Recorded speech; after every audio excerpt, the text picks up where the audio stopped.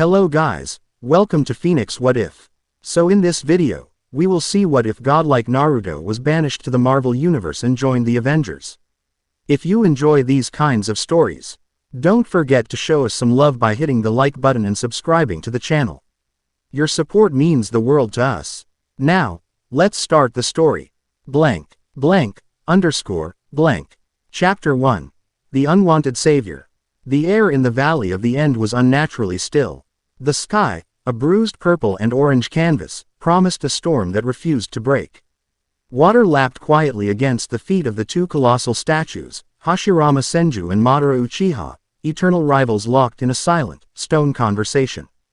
Between them, on the water's surface, stood Naruto Uzumaki. He was not the boisterous boy who had last fought here.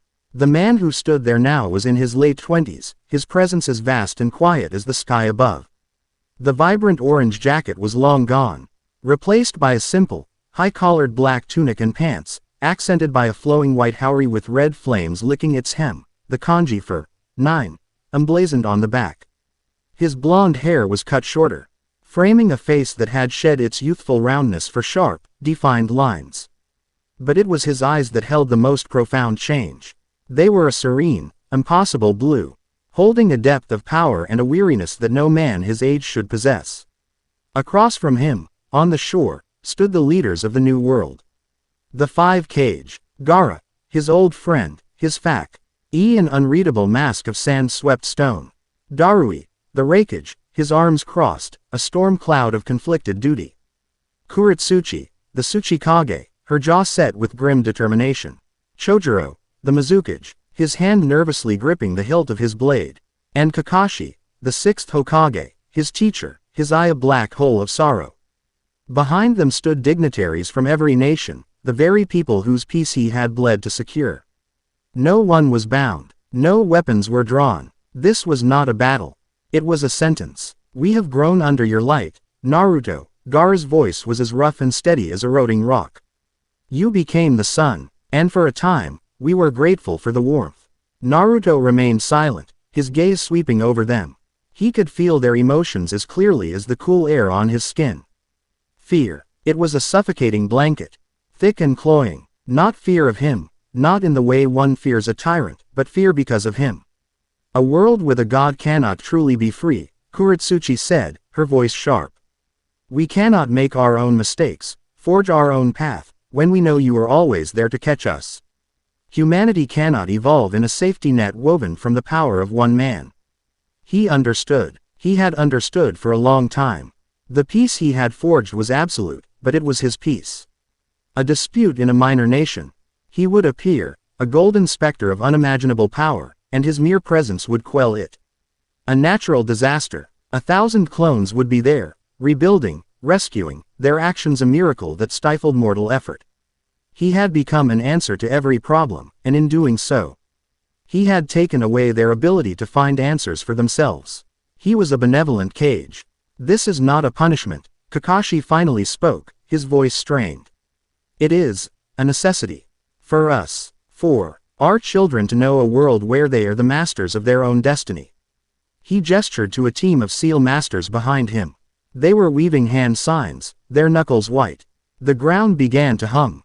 Intricate lines of a massive Fuinjutsu seal glowing with blinding white energy, centered on the water where Naruto stood. The reality severance seal, Kakashi explained, his voice heavy with the weight of the words. It will not kill you. It will unmake your connection to this dimension. It will cast you out, into the void between worlds. Where you land, what you become, we do not know. It is the only jutsu strong enough that you cannot break it, reverse it, or return from it. A betrayal born of fear. He felt a pang, not of anger, but of a deep, profound sorrow. He saw Sasuke, somewhere in another dimension, and wondered if he felt this same cosmic loneliness. He looked at Gaara, remembering the boy who only knew how to kill, now a leader speaking of freedom. He looked at Kakashi, the man who taught him the value of teamwork, now leading the group that was casting him out. The irony was a bitter pill. He closed his eyes for a moment, letting the sage's energy flow through him. He could break this. He could shatter the seal before it fully formed. He could dismantle their entire coalition without raising a sweat. He could force them to live in his peace, under his protection. But they were right. His eyes opened, the serene blue now holding a glint of acceptance. He gave them a small, sad smile. "Live well," he said, his voice calm, carrying across the water with no effort. "Make a world worth fighting for." That was all the absolution they were going to get. He turned his back on them, on his friends, on his entire world, and faced the statues of the founders. It was here it all began. And it was here it would end. The hum intensified to a deafening roar. The seal erupted. It wasn't a portal, it was a violation. The world tore open behind him, a vortex of non-color and screaming physics. Reality itself was being peeled back like a scab.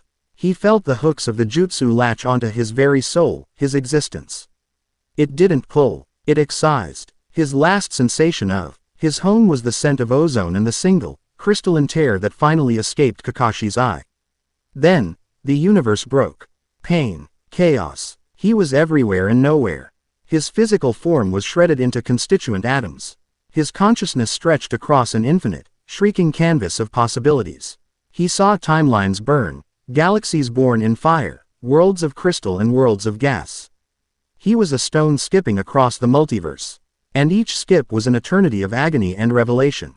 Raw information poured into his mind. Languages he'd never heard, sciences that defied logic, histories of peoples that never were. His chakra, the bedrock of his being, roared in defiance. The Sage of Six Paths power, a force of cosmic balance, acted as an anchor. It refused to let him dissipate. It held his soul together as his body was unmade and remade 1,000,000 times a second. He felt another energy, a vast and hungry darkness, brush against his stretched consciousness, a predator attracted to the bloody trail he was leaving across dimensions. It latched on, a parasitic thought, a whisper of a promise of an endless void. Then, as abruptly as it began, it ended. He was spat out of the maelstrom with the force of a cannonball. His body reassembling itself in a brutal, jarring instant. He slammed into something hard and wet, the impact rattling his bones. Rain, cold and relentless. It slicked back his hair, plastered his howry to his body. The smell of wet asphalt, rotting garbage, and something metallic and cooking filled his nose. Neon light, a cacophony of reds, blues, and greens, reflected off the puddles around him, painting the grimy brick alley in alien colors. The noise was a dull roar, a symphony of distant sirens, rumbling engines, and the percussive drumming of the downpour. He pushed himself up, his muscles screaming in protest. His chakra network felt like a frayed rope, his senses overwhelmed. He was somewhere. He was whole. A quick internal check confirmed it. He was drained, battered on a level deeper than physical, but intact. The transit had gifted him, or cursed him, with a torrent of knowledge. English, a language he had seen in the dimensional storm, settled into the forefront of his mind as if he had spoken it his entire life. Crack boom. The sound wasn't thunder. It was an explosion, close by. It was followed by the sharp, staccato chatter of automatic weapons and the distinctive th-wump hiss of something far more advanced. His head snapped up. His sage senses, though muted, flared to life. They screamed at him, a tapestry of panic, desperation, and cold. Professional violence just a block away. 3 points of light, burning with stubborn, defiant energy, were being constricted by 24 others, cold and sharp. Civilians, dozens of them, were pinpoints of pure terror. Caught in the crossfire. He didn't think. He didn't weigh his options. He just moved. He flowed out of the alley, a shadow in the rain-soaked night. He was a blur of motion. His footsteps silent on the wet pavement. He vaulted a car, phased through a chain-link fence as if it were smoke, and landed atop a 3-story brownstone. From his vantage point, the scene unfolded below. It was a war zone. A wide street was littered with burning cars. A group of heavily armed mercenaries, clad in tactical gear emblazoned with a 10-ringed circle, had 3 people pinned behind a large, overturned sanitation truck. The mercenaries were using weapons that fired bolts of concussive plasma, tearing chunks out of the truck and the surrounding buildings. He recognized one of the figures immediately, not from memory, but from the flood of information that had settled in his mind. A man in a blue, star-spangled uniform, holding a circular shield that seemed to defy the plasma blasts, though it was dented and scarred. Captain America. Beside him, a woman with vibrant red hair returned fire with a pair of pistols, her movements economical and deadly, but she was down to her last clip. Black Widow. From a fire escape across the street, a man was loosing arrows with impossible speed and accuracy, each one finding a gap in armor or disabling a weapon. Hawkeye. They were skilled, incredibly so, but they were outgunned and outnumbered. Romanoff, I'm nearly out of tricks. Hawkeye's voice crackled over their comms, audible even to Naruto's enhanced hearing. They've got a damn tank. Naruto's gaze shifted. A block down, an armored personnel carrier with a plasma cannon mounted on top was taking aim at the fire escape. Hawkeye was exposed. He didn't wait for an invitation. He dropped from the roof. A silent specter. He landed without a sound behind the two mercenaries flanking the APC. Before they could register his presence, his hands chopped down. One on the back of each neck. Not enough to kill, just enough to sever the connection between brain and spine for a few hours. They crumpled like puppets with their strings cut. On the fire escape, Clint Barton cursed. As the APC's cannon locked onto his position, he prepared to jump, a move that would likely result in at least one broken leg. Suddenly, a figure, a flash of black and white, appeared below the cannon. A swirling, miniature galaxy of blue energy formed in the figure's palm. What the? Clint started. Naruto slammed the sphere of pure, compressed chakra into the vehicle's undercarriage. Rasengan. The sound was not an explosion. It was a high-pitched, grinding roar, like a hurricane being forced through a keyhole. The APC didn't blow up. It was twisted, shredded, and violently contorted into a screeching ball of scrap metal. Its systems fried, its plasma core imploding with a harmless shower of blue sparks. Silence fell over the battlefield for a full second. Every head, mercenary and hero alike, snapped towards the wreckage. Naruto didn't give them time to recover. He became a ghost. He blurred forward, appearing in the midst of the main mercenary force. A rifle was leveled at his face. He didn't block it. His hand simply moved, impossibly fast, and the rifle was disassembled in the soldier's grip, its components clattering to the wet ground. A palm strike to the man's chest sent him flying back into two of his comrades. The force knocking the wind out of all three. Captain America watched, his shield held ready, his mind struggling to process what he was seeing. The newcomer moved with a grace that bordered on inhuman. It wasn't just speed, it was a total economy of motion. Every step, every strike, had a purpose. He flowed through the enemy ranks like water. A kick shattered a plasma rifle. A sweep of his leg took out 3 men at the knees. He disabled a man with 2 fingers to a pressure point on his neck. Nat, who's the new guy? Steve Rogers muttered into his comm, never taking his eyes off the figure. No idea, Natasha Romanoff replied, her voice laced with awe and suspicion. Not on any SHIELD database I've ever seen. He's efficient. One of the larger mercenaries, clearly a squad leader, roared and charged, his fists encased in crackling energy gauntlets. He threw a punch that could dent a bank vault. Naruto didn't meet the force. He swayed, letting the blow whistle past his ear, his hand gently guiding the man's arm. He pivoted, using the man's own momentum to spin him around, and a sharp, precise chop to the back of the shoulder dislocated it with a sickening pop. The man screamed and dropped. Less than 60 seconds. That's all it took. From the destruction of the APC to the last mercenary falling, it was under a minute. 24 heavily armed, high-tech soldiers. Disabled. Not a single one dead. The only fatality was the armored vehicle.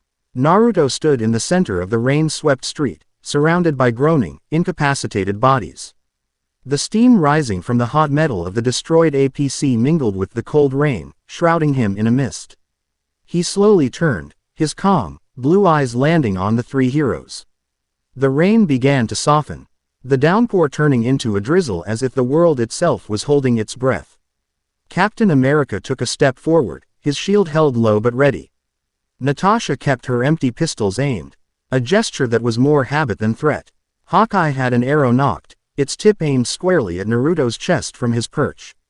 "Thanks for the assist," Steve said, his voice a cautious baritone. "We had that handled, but you certainly sped things up." Naruto offered a slight inclination of his head. They were going to destroy your archer's perch, he stated simply, his English perfect, accentless. And the civilians were in danger. Quote, that gave them pause. His voice was young, yet carried a weight that didn't match. Who are you? Natasha asked, her eyes narrowed, analyzing him. The strange coat, the lack of any discernible tech, the impossible power. He didn't fit any known profile. Before he could answer, the night was filled with a new sound. The whirring of helicopter blades. Multiple sets. Bright searchlights cut through the gloom, pinning Naruto in their glare.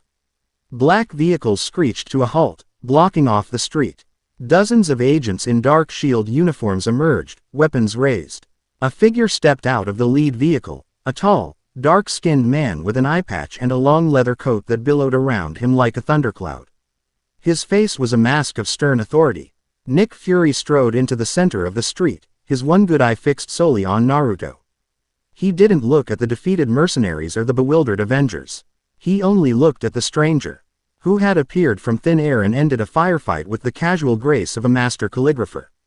On the command carrier high above, Fury had watched the satellite feed, his jaw tightening with every impossible feat. Stand down, everyone, Fury commanded, his voice cutting through the tension. His agents lowered their weapons, but kept them ready. He walked until he was only 10 feet from Naruto. The rain dripping from his bald head. Captain Rogers, report, Fury said, his gaze never leaving Naruto. Threat neutralized, Director, Steve replied, stepping up beside Naruto, a subtle act of solidarity. With help from an unknown party. Fury's eyes scanned Naruto from head to toe. He saw the strange clothes, the lack of fear, the immense, coiled power that seemed to radiate from him like heat from a furnace. He had seen gods, aliens, and monsters. This was something else. This was an ace he didn't even know was in the deck. I saw what you did, Fury said directly to Naruto. Destro, yet a $500,000 piece of hardware with your bare hands, took down 24 10 rings insurgents without breaking a sweat, and didn't kill a single one of them. That's a unique skill set. He paused. The question is, where in the hell did you come from? Naruto looked at the soldiers, the helicopters, the man with the eye patch. He felt the cold drizzle on his skin, a stark reminder that this was real. He was no longer in the elemental nations. This was his new reality. A world of shining heroes, advanced technology, and shadowy organizations. He was alone, a ghost of another life. His shoulders, which had been tense with combat readiness, slumped ever so slightly. The weariness he felt was not physical. It was a soul-deep exhaustion. A place you've never heard of, Naruto answered, his voice quiet but clear. A place I can't go back to. Fury nodded slowly, a flicker of something, not sympathy, but understanding, in his eye. He knew an exile when he saw one. He also knew an opportunity. You're a long way from home, whoever you are. You have no identity, no allies, and you just painted a target on your back for every intelligence agency on the planet, Fury stated, laying the facts out like cards on a table. You need a place to land. And I just so happen to have a spot for people with unique skill sets. He wasn't offering a job. He was offering a sanctuary. A gilded cage, perhaps. But a cage that faced outward, towards the world's threats. He was offering a purpose. Naruto looked at Captain America, who watched him with a wary but not unkind expression. He looked at Black Widow, whose analytical gaze was softening with intense curiosity. He looked at the wreckage he had caused and the lives he had saved. He was a protector without a people, a leader without a nation, a savior who had been cast out. Maybe this was a second chance. You have a place for me? Naruto asked, the question hanging in the damp air. Fury's lips quirked into the barest hint of a smile. It was the smile of a man who had just won a prize he hadn't even known he was competing for. We have a compound upstate, Fury said, turning and gesturing toward a sleek, black Quinjet that was descending nearby. Its engines surprisingly quiet. It's got all the amenities. Good company, better training facilities. And a world that always seems to be in need of saving. Naruto took a deep breath. The foreign air of this new world filling his lungs. He gave one last look around the chaotic New York street, then at the waiting jet. He had no other path. His old one was severed forever. He walked past Fury and towards the ramp of the Quinjet, his white houri billowing behind him. The Avengers watched him go, a mixture of shock and intrigue on their faces. As he stepped onto the ramp, he paused and looked back at Fury. "My name is Naruto Uzumaki." Fury nodded. "Welcome to the Avengers, Naruto Uzumaki. Try not to break everything." Deep in geosynchronous orbit, aboard the SWORD station known as the Peak. An analyst stared at her screen, her coffee forgotten. "Commander," she called out, her voice tight. "You need to see this." Commander Abigail Brand strode over, her signature green hair a stark contrast to the sterile white of the command center. "What is it, Johnson?"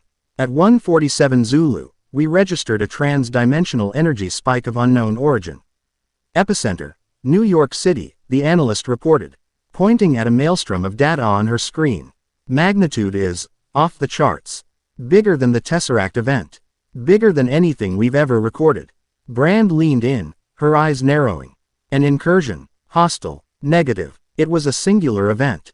A rupture. But that's not the weird part."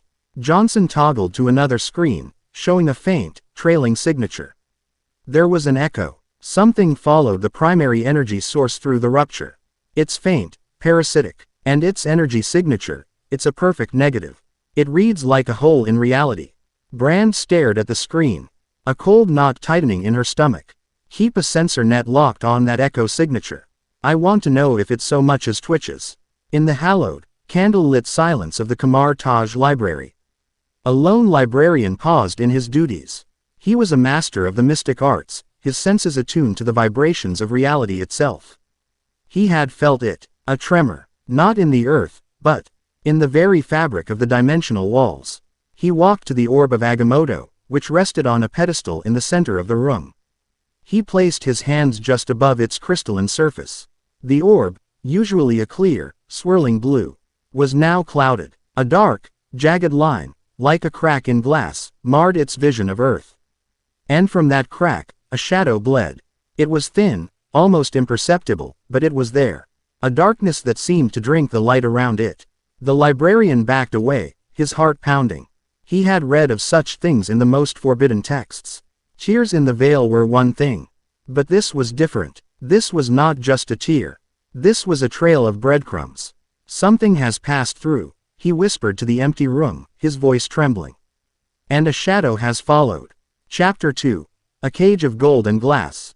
The Quinjet ride was a study in controlled silence. The hum of the engines was a low, steady thrum that vibrated through the deck plating.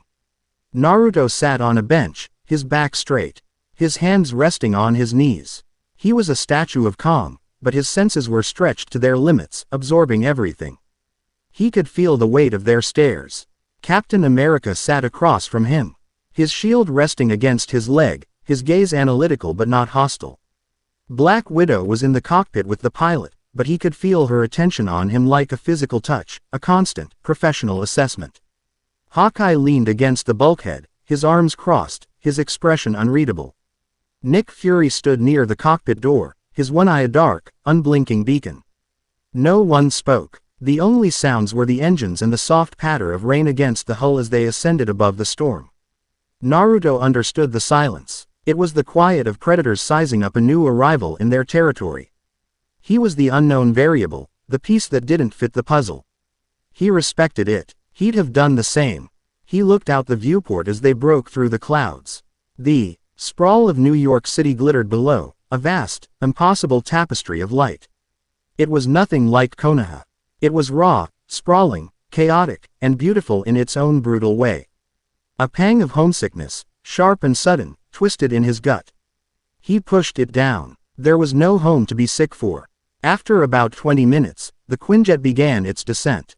They dropped towards a sprawling complex nestled in a forested valley upstate. It was a masterpiece of modern architecture, glass, steel, and clean lines, looking more like a high-end tech campus than a fortress.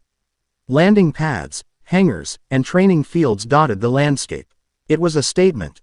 Open, transparent, and powerful. The jet settled onto a pad with a soft hiss. The ramp lowered, revealing a brightly lit hangar bay. The air that washed in was crisp and clean, smelling of pine and ozone. "Welcome to the Avengers compound," Fury said, leading the way down the ramp. Try not to touch anything expensive until we figure out what you are. Naruto followed, his footsteps silent on the polished concrete floor. The scale of the place was impressive. He saw technicians moving about, drones zipping through the air on pre-programmed paths, and holographic displays flickering with data. It was a world of seamless technology, a far cry from the paper bombs and ceiling scrolls of his past. They entered a central atrium that rose several stories high, dominated by a massive circular console. A man was waiting for them, leaning against the console with an air of casual intensity. He was handsome, with sharp features and intelligent, cheeless eyes that took in Naruto with a single, sweeping glance. So, you're the mystery man who turned a 10 rings APC into modern art, the man said, pushing off the console and walking forward. He wore a simple black t-shirt and jeans, but he moved with the confidence of someone who owned the very ground he walked on. Tony Stark. I pay for the lights. Naruto Uzumaki. Naruto replied, offering a slight bow of his head. The name, Tony Stark, triggered a cascade of information from the dimensional transit. Genius, billionaire, philanthropist, Iron Man. A hero, but one wrapped in ego and trauma. Yeah, Fury filled me in. Sort of. Appeared out of nowhere, kicked a lot of ass, speaks perfect English. Not much of a dossier. Stark circled him slowly, a human scanner. No tech on you, no implants I can see. That little light show you did with your hand, that's new. Biological, some kind of focused plasma. It's chakra, Naruto said simply. Stark stopped his circling. Chakra, as in, yoga, meditation. You're telling me you twisted 3 inches of solid armor plating with good vibes. Before Naruto could answer, another man entered the atrium. He was older, with a kind, weary face and glasses. He carried a tablet, but his attention was fixed on Naruto with the fascination of a scientist presented with a new species. Tony, give the man some space, the older man said, his voice calm. He extended a hand. Bruce Banner. Naruto shook it. The man's grip was firm, but Naruto's senses flared. Beneath the calm exterior was a roiling sea of immense, barely contained power. It was raw, angry, and fundamentally different from chakra. It was like feeling a dormant volcano through a thin sheet of ice. Your energy signature is fascinating, Banner said, looking at his tablet. The NSORS picked up massive bioelectrical output during your engagement. But it's not gamma radiation, it's not cosmic, it's something entirely organic. You said chakra, can you elaborate? Naruto considered. It's the energy of life itself. All living things have it. I just have more. And I've learned how to shape it. Fascinating, Banner repeated, his eyes alight. A unified field theory of biological energy. The applications for medicine, for understanding consciousness, or for making really big explosions, Stark cut in. Priorities, Bruce. So, Chakra Man, you hungry? We've got a kitchen. That makes the 4 Seasons look like a food truck. Also, I need to scan you. Thoroughly. No funny business. Tony, Steve said, a note of warning in his voice. What? Due diligence. He's a walking, talking WMD who fell out of the sky. I'd be negligent not to scan him. Naruto looked at Stark, then at the expectant faces around him. He understood their caution. He was a threat until proven otherwise. Scanning is fine, he said. But I'd like to see where I'll be staying first. Fury nodded. Romanov, show him to the residential wing. Get him settled. Stark, Banner, play nice. I want a preliminary report in 2 hours. With that, Fury turned and strode away, his coat flapping, already barking orders into a communicator. Natasha gestured for Naruto to follow. This way. She led him out of the atrium and down a long, glass-walled corridor that overlooked a vast training yard. The silence between them was different now, less charged. It was the quiet of 2 professionals. You handled yourself well back there, she said after a moment, her voice neutral. Your techniques, they're not military. Not any military I've ever seen. They're not, Naruto agreed. They're from a different tradition. You're not from around here, are you? It wasn't really a question. No, she stopped at a door and keyed in a code. It slid open with a whisper. The room beyond was spacious and minimalist. A large bed, a desk, a sitting area, and a wall of windows looking out into the forest. It was nicer than any apartment he'd ever had in Konoha. This is yours. Bathrooms through there. Closet has basic gear. The compound AI is Friday. She'll answer any questions about facilities. Natasha lingered in the doorway. Fury's offering you a place here. But this isn't a charity. He sees an asset. So does Stark. So do I. The question is, what do you see? Naruto walked to the window, placing a hand against the cool glass. He saw his own reflection, superimposed over the darkening trees. A man with the power to level mountains. In a room made of glass. I see people who need help, he said, his voice quiet. And I have the power to give it. That's all I've ever seen. Natasha studied him for a long moment, then gave a single slow nod. Get some rest. Tomorrow, Stark will want his scans. And Thor will probably want to arm wrestle you. He does that with everyone new. She left, the door sliding shut behind her. Alone, Naruto let out a breath he didn't know he'd been holding. The weight of the day settled on him. The banishment, the transit, the fight, the new world. He was exhausted on a level deeper than physical. He sat on the edge of the bed, the softness alien. He closed his eyes and reached inward. His chakra reserves, once an ocean, felt like a storm-tossed sea, chaotic and depleted. The sage mode was there. But accessing it felt strained, like trying to light a match in a hurricane. The dimensional jump had done more than just transport him, it had scarred his energy pathways. He'd recover, but it would take time. He lay back, staring at the ceiling. The silence of the compound was profound. No distant sounds of the village. No buzz of familiar chakra signatures. Just the hum of alien technology and the whisper of the wind in strange trees. He was truly alone. The next morning came with a soft, artificial dawn as the room's smart glass gradually lightened. Naruto had meditated for a few hours. Stabilizing his core, he felt better, but not whole.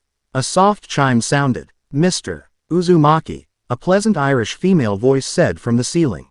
Mr. Stark requests your presence in Laboratory 3 at your earliest convenience. He also asked me to inform you that breakfast is being served in the common kitchen, and that Dr.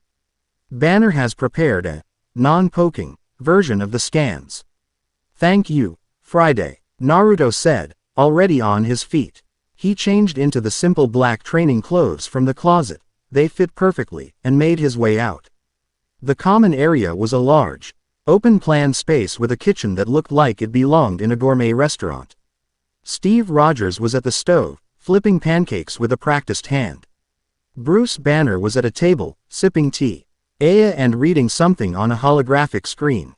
Clint Barton was already eating a stack of pancakes taller than his coffee mug. Morning, Steve said, glancing over.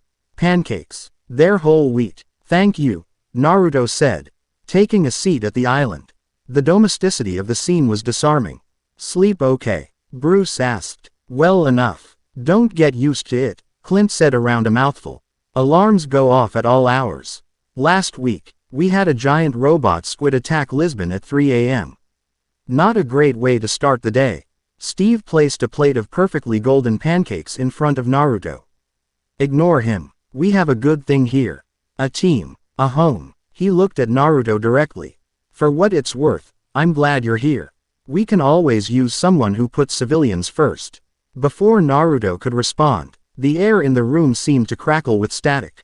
A low rumble of thunder echoed, though the sky outside was clear. A moment later, the main doors to the common area slid open, and a man walked in. He was huge, broad-shouldered, with long blonde hair and a red cape that swept behind him. He carried a casual, regal air, and in his hand was a large, ornate hammer. Thor Odinson's eyes swept the room and landed immediately on Naruto. Ah, the new warrior, Thor boomed, his voice like cheerful thunder. He strode over, his smile wide and genuine. I am Thor, son of Odin. I hear you felled a metal beast with your bare hands. A worthy feat. He thrust out a hand the size of a dinner plate. Naruto stood and shook it. Thor's grip was crushing, meant to test.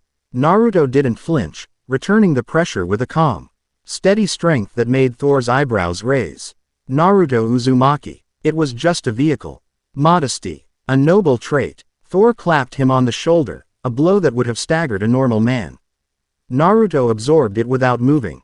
Come, Stark wishes to poke and prod you with his machines, but first, we must spar. A warrior is known by his mettle, not his measurements. Thor, maybe let the man eat his breakfast, Steve said, but he was smiling.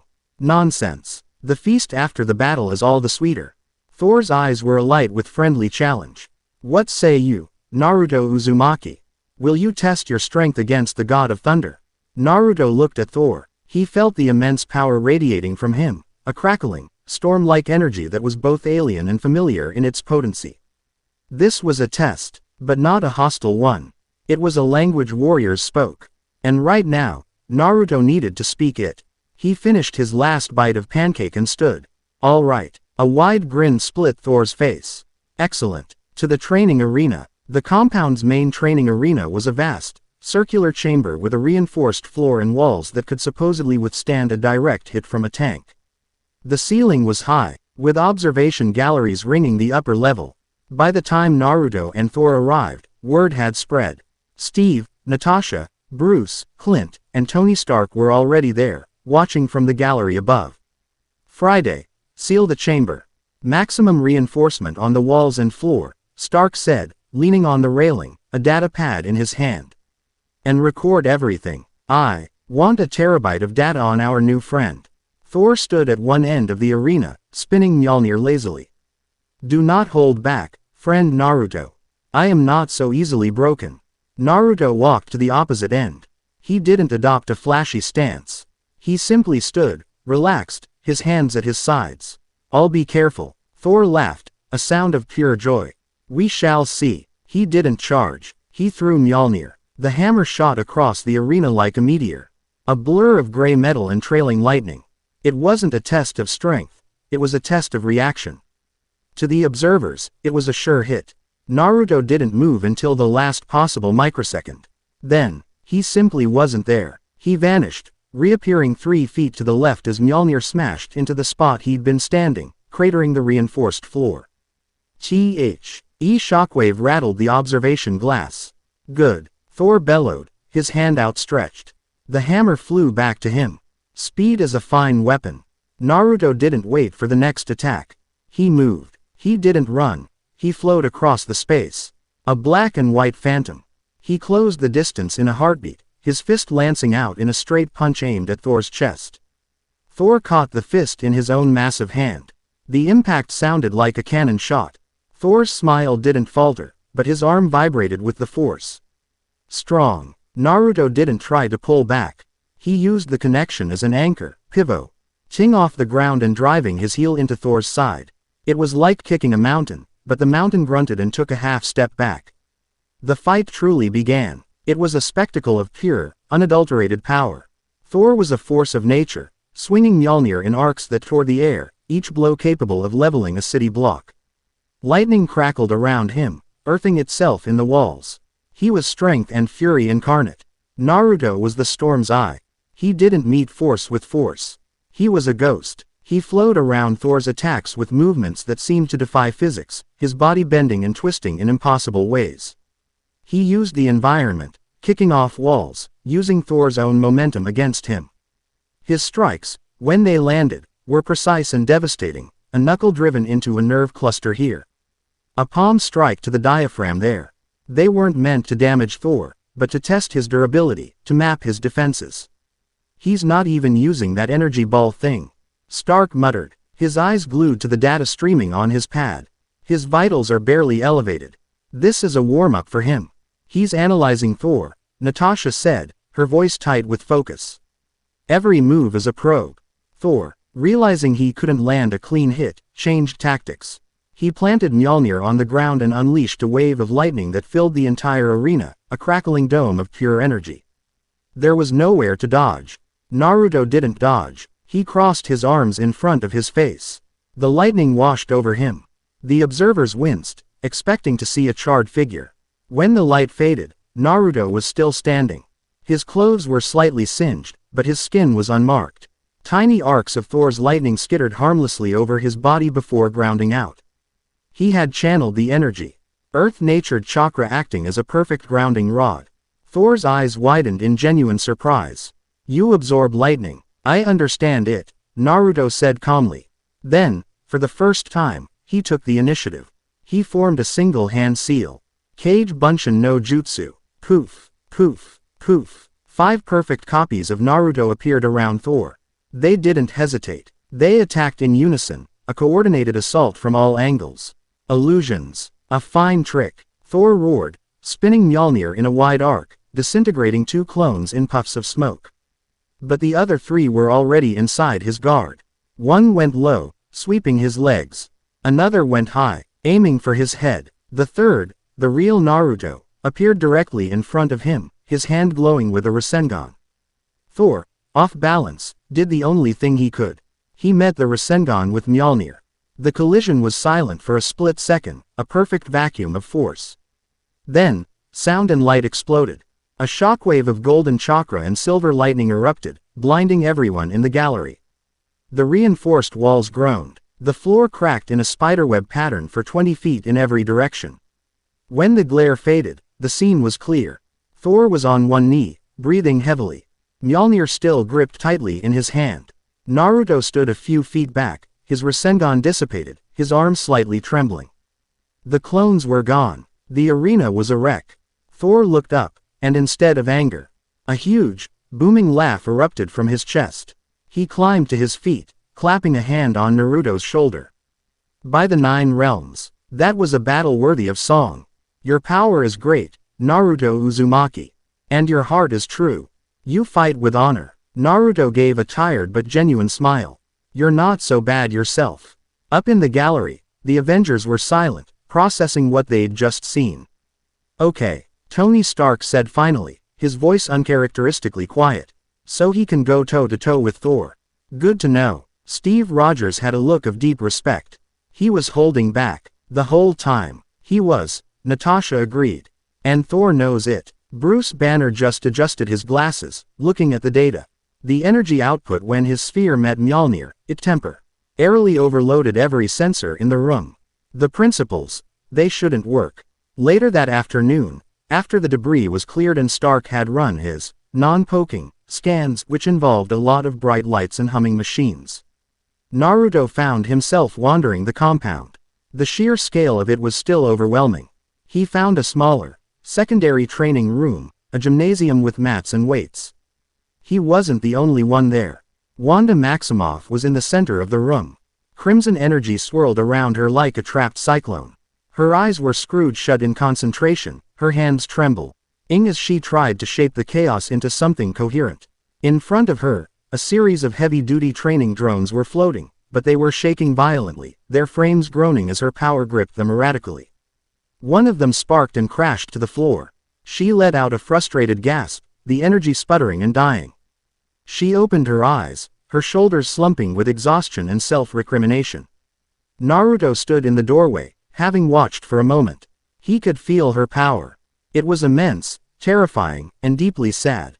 It was raw creation and destruction tied directly to her emotions, a wound given form.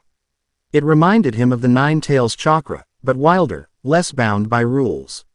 He stepped into the room. The soft sound made her whirl around, her hands coming up defensively. Red energy flickering at her fingertips. When she saw it was him, the energy faded, replaced by wariness. I'm sorry, she said, her Sokovian accent soft. I did not see you. It's okay, Naruto said, walking closer. He stopped a respectful distance away. Your power, it's connected to how you feel. It wasn't a question. Wanda's eyes narrowed slightly. You can sense that, in a way. He looked at the dented drone on the floor. You're trying to control it by forcing it. That's like trying to stop a river by standing in front of it. You'll just drown. And what would you know about it? She asked, not with hostility, but with genuine curiosity tinged with pain. Naruto held up his right hand. He focused, not on output, but on precision. A point of blue light appeared in his palm. It grew, spinning, weaving itself into a perfect, humming sphere of chakra, a Rasengan no larger than a baseball. It was a feat of absolute control, every strand of energy in perfect, harmonious balance. Wanda stared at it, mesmerized. The light played across her face.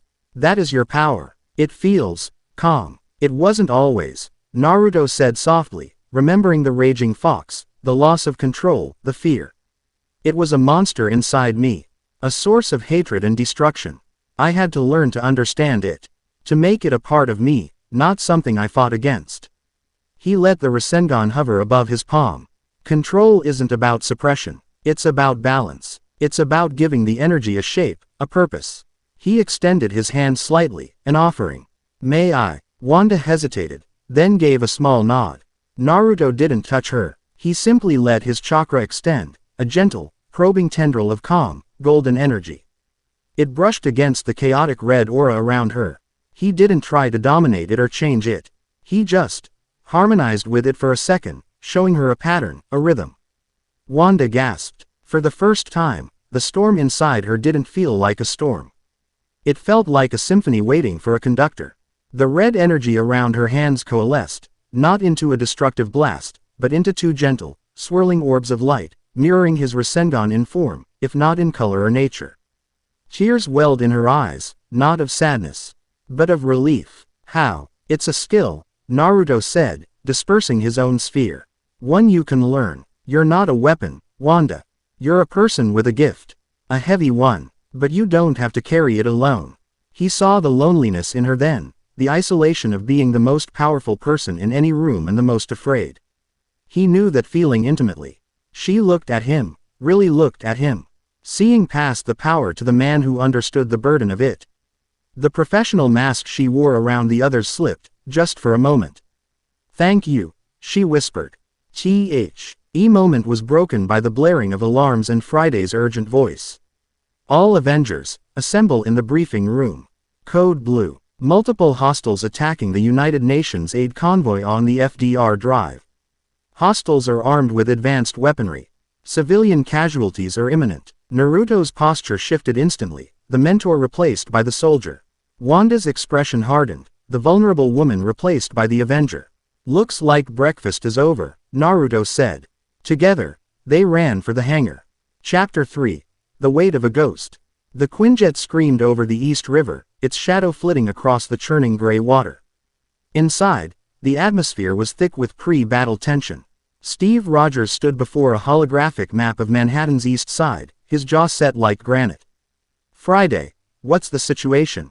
He commanded. The attackers have disabled the lead and rear vehicles of the UN convoy, boxing them in under the 63rd Street overpass. Friday's voice filled the cabin. They're using shaped charges to breach the primary transport vehicle, which is carrying medical supplies and prototype water purifiers for a disaster relief effort in Somalia. On the hollow table, red icons swarmed a single blue convoy. Dozens of smaller, flickering dots represented civilians trapped on the FDR drive, a river of paralyzed traffic. They're not trying to steal the cargo, Natasha observed, her eyes narrowed at the display. The charges are placed to destroy it. This is a statement, and they're using the civilians as a human shield, Clint added grimly from the co-pilot's seat. Standard bad guy playbook. Naruto stood slightly apart from the group, his arms crossed. His eyes were closed, but he wasn't resting. He was reaching out, his sage senses casting a fine, invisible net over the city below. The information from Friday was data. What he felt was a living, breathing tapestry of chaos. He could sense the cold, disciplined resolve of the attackers, the rising panic of the UN guards, and the raw, unadulterated terror of the civilians trapped in their cars. It was a cacophony of fear, and it set his teeth on edge. Their positions are designed to create kill boxes, Naruto said suddenly. His voice cutting through the chatter. Everyone turned to him. His eyes opened, sharp and focused. 2 sniper nests on the rooftops of the adjacent buildings. 3 heavy weapons teams providing suppressive fire from the on-ramp. The main assault force is using the convoy itself for cover. It's a classic military ambush. Too professional for common thugs. Tony Stark, already Ensaw, said in his Iron Man armor save for his faceplate, whistled. Kid's got good eyes. Friday, confirm. Sensors confirm multiple elevated positions consistent with sniper activity, Mr.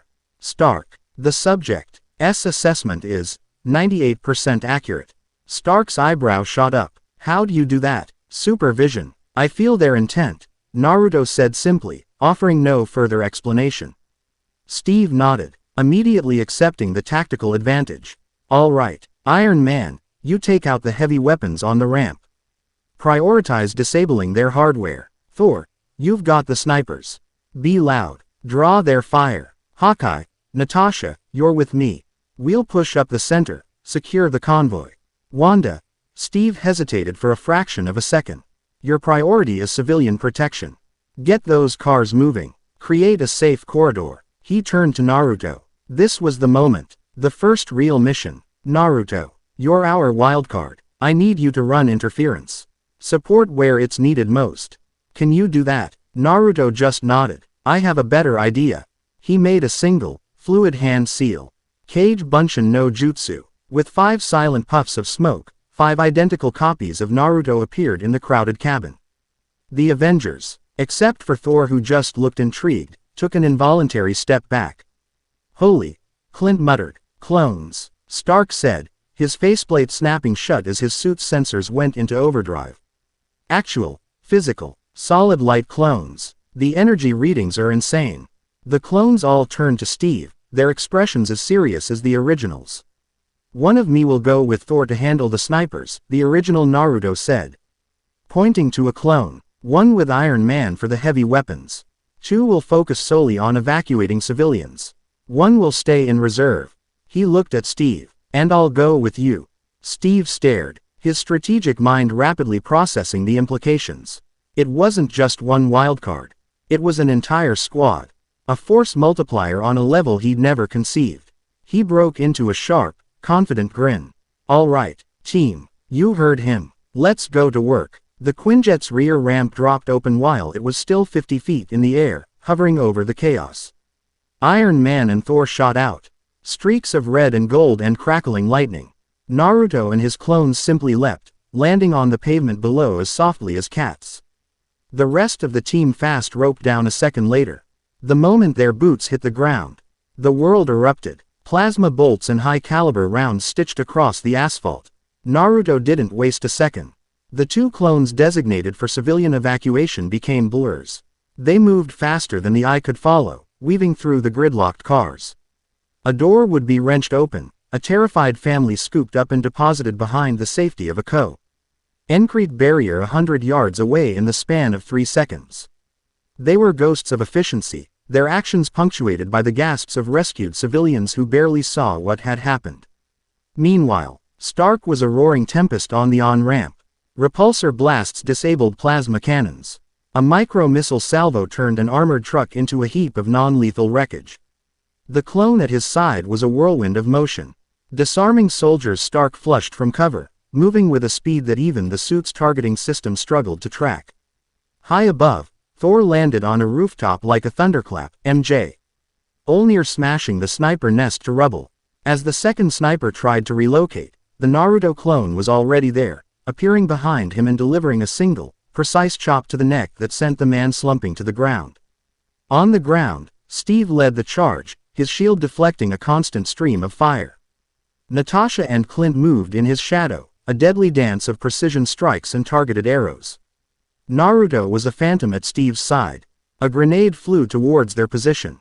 Before Steve could even shout a warning, Naruto was there, catching it in midair and flinging it back towards the attackers, where it exploded harmlessly against their barricade. They're too well coordinated, Steve grunted, ducking behind a car as a hail of bullets shattered its windows. It's like they know our playbook. Naruto's eyes narrowed. He could feel it now. The cold intent of the attackers, and beneath it, something else. A subtle, almost imperceptible layer of manipulation. The intel they had received, it felt tainted.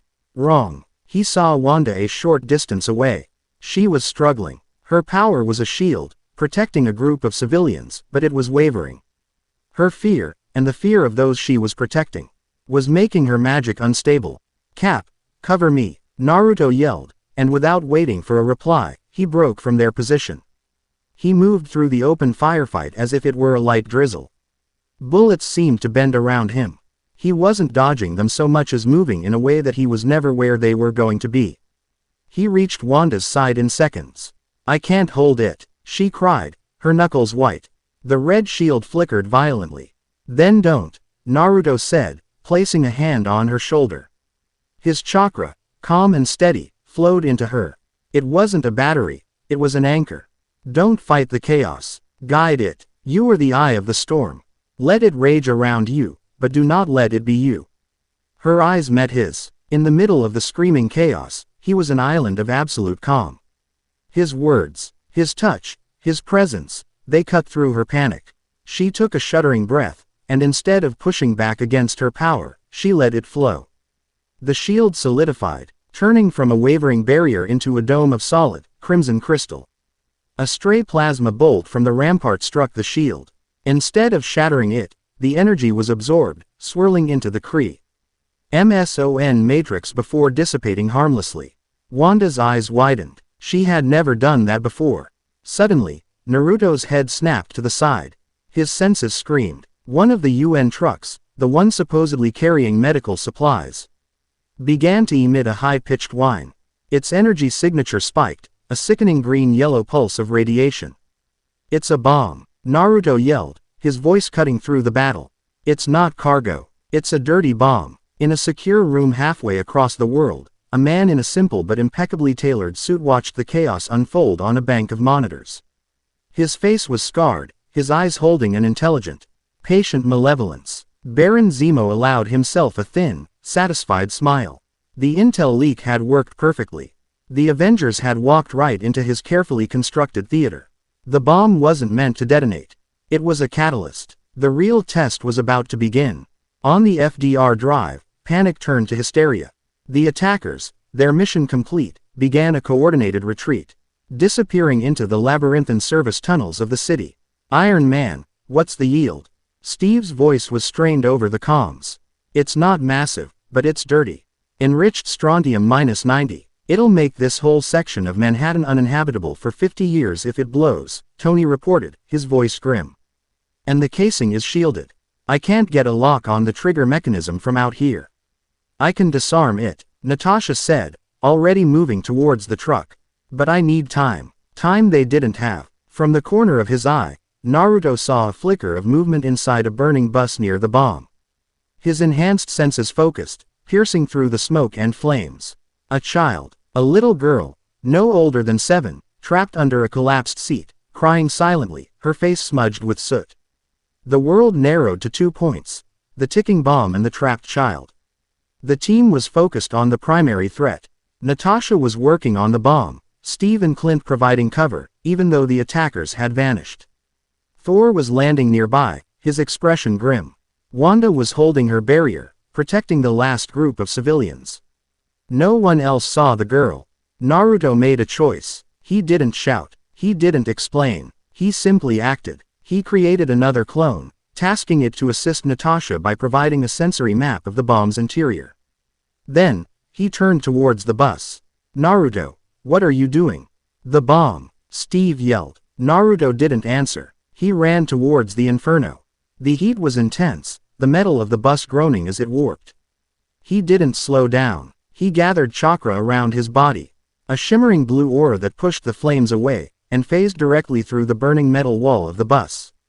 Inside, the smoke was a black, choking cloud. He saw the girl, her small body pinned. He moved to her, his movements gentle. He tore the heavy, twisted metal seat away as if it were cardboard. The little girl looked up at him, her eyes wide with terror. She wasn't crying anymore. She was just staring at the golden-haired man who had walked through fire. Naruto gave her a soft, reassuring smile. It was the smile he had once given to scared villagers, to frightened allies. To a world that needed hope. It's okay, he said, his voice a low, calming rumble. I've got you. He scooped her into his arms, wrapping her in his haori, shielding her from the heat and smoke. He turned and walked back out, phasing through the opposite side of the bus just as its fuel tank erupted in a secondary explosion. He emerged from the fireball completely unscathed, the child held securely against his chest. He walked calmly through the chaos, past the stunned faces of his teammates, and delivered the little girl into the arms of a paramedic who was working with his evacuation clones. Wanda watched the entire scene, her heart catching in her throat. The raw, Godlike power he had displayed against Thor was terrifying. But this quiet, absolute act of compassio, and amidst the violence, this was something else entirely. This was the man behind the god. He turned back to the convoy just as Natasha's voice came over the comms, breathless but triumphant. Bomb disarmed. We're clear. A collective sigh of relief went through the team. The immediate danger was over. But as the adrenaline faded, it was replaced by a chilling realization. This wasn't a random attack. It was a message, and it had been executed with terrifying precision. Their victory was short-lived. As if on cue, a new set of vehicles screeched onto the scene. Not shield black, but military olive drab. Armored trucks disgorged soldiers in advanced combat gear, their weapons not aimed at any lingering threat, but at the Avengers themselves. From the lead vehicle stepped a man whose presence soured the air. General Thaddeus, Thunderbolt, Ross. His uniform was crisp, his mustache bristled with indignation, and his eyes were chips of cold, hard granite. He strode forward, flanked by two heavily armed guards, his gaze sweeping over the scene of destruction before landing, with burning intensity, on Naruto. Well, Ross boomed, his voice dripping with condescending authority. The Avengers, and their new, unregistered, off-world weapon of mass destruction. He pointed a thick finger at Naruto. I saw the footage. Clones, energy blasts, walking through fire. You, sir, are in violation of every single tenet of the Sokovia Accords. You are an unknown variable, and a threat to national and global security. Steve Rogers stepped forward, placing himself between Ross and Naruto. General, this man just helped save hundreds of lives. We stopped a dirty bomb. You responded to a crisis he may well have precipitated. Ross shot back, his face turning a blotchy red. How do we know his very presence here isn't what drew these combatants? He is an anomaly, and anomalies must be contained. I am placing him under the custody of the United States government for assessment. The soldiers raised their rifles, the red dots of their laser sights painting a constellation on Naruto's chest. The Avengers instantly formed a protective line. Thor hefted Mjolnir. Iron Man's repulsors whined to life. Wanda's hands began to glow with crimson energy. Naruto looked at the soldiers, at Ross, and at the heroes standing ready to fight for him. He saw the world he had left behind mirrored in this moment, the fear. The political maneuvering, the need to control what was not understood. He had thought he'd left that behind. He stepped forward, moving past Steve's protective posture. He faced Ross directly, his expression unreadable, his calm a stark contrast to the general's apoplectic fury. The laser dots converged on his forehead. He didn't even blink. I am not a weapon, Naruto said, his voice quiet but carrying an authority that made the soldiers flinch. I will not be a prisoner. And I will not be the reason my new friends have to fight their own people. He looked at Steve. There is a better way. He then turned his gaze back to Ross, his blue eyes holding the general's furious stare. Let's talk. The standoff held for a long, tense moment. It was Ross who finally broke, lowering his finger and giving a curt, angry nod. He hadn't won the confrontation he wanted, but he had opened a new battlefield, the political one. And on that field, he was a master. The meeting was held in the compound's sterile briefing room. Ross, flanked by a team of stone-faced aides, sat on one side of a long table. On the other sat the Avengers. Tony Stark, now in a sharp suit, argued legal semantics and the framework of the Accords. Steve Rogers argued morality and autonomy. Naruto sat at the head of the table, listening. He let them debate, let them posture. He absorbed the nuances of their laws, their fears, their fragile political structures. It was a different kind of battlefield, one fought with words and compromises instead of fists and jutsu. Finally, after an hour of circular arguments, Ross slammed his hand on the table. Enough. The law is clear. He is an enhanced individual of immense power, operating without oversight or registration. He is a liability. He belongs in a secure facility until we can determine what he is. And what would that accomplish, General?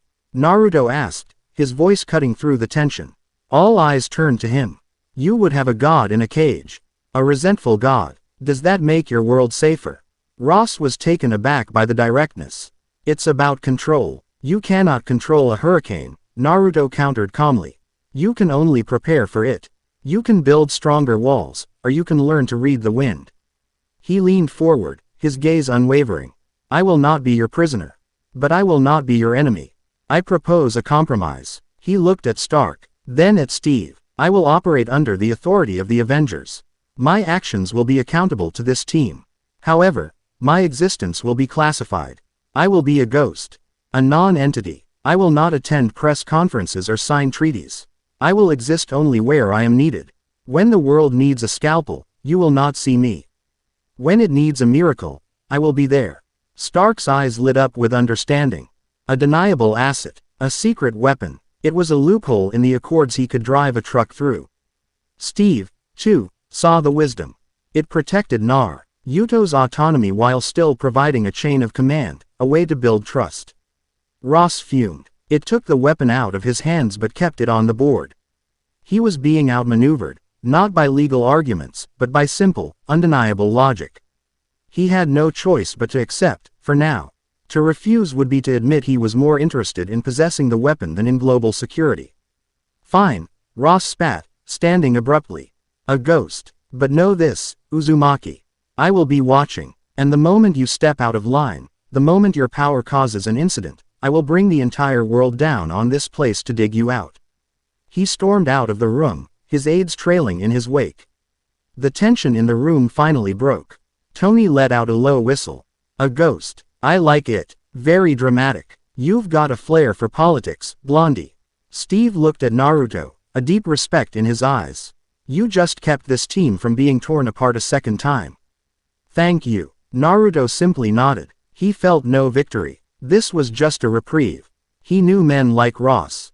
They didn't give up. They just found new angles of attack. Later that evening, the compound was quiet. Naruto stood on a balcony overlooking the forest, the cool night air a welcome balm. The weight of the day, the fight, the political battle, settled on him. He felt the familiar pang of loneliness, a ghost in a world not his own. A soft footstep sounded behind him. He didn't need to turn. He had felt her presence a dozen yards away. Wanda came to stand beside him at the railing. For a long moment, they said nothing, simply watching the fireflies blink in the darkness. The girl you saved, Wanda said finally, her voice soft. She's going to be okay. Her parents were found. They think a firefighter rescued her. Good, Naruto replied. Why did you do it? She asked. The bomb was the bigger threat. Logically, you should have focused on that. Naruto continued to look out at the forest. When I was a boy, I was alone. I know what it feels like to be small and scared in a world full of monsters. I swore I would never let another child feel that way if I could help it. He paused, his voice dropping slightly. Saving one life is not less important than saving 1,000. They're all just one life, to the person who's living it. Wanda looked at his profile in the moonlight. She saw the immense strength, the casual power that had faced down Thor. But she also saw the deep well of empathy, the profound sadness that lay beneath the surface. He wasn't just a god who had been banished. He was an orphan who had been abandoned all over again. She understood him. In that moment, she understood him in a way no one else on this team, in this world, could. You're not a ghost, Naruto, she said softly. She reached out, her fingers tentatively brushing against his hand on the railing. It wasn't a romantic gesture. It was a quiet statement of fact. An anchor in the dark. I see you. His hand, which had been resting tensely on the cold metal, relaxed.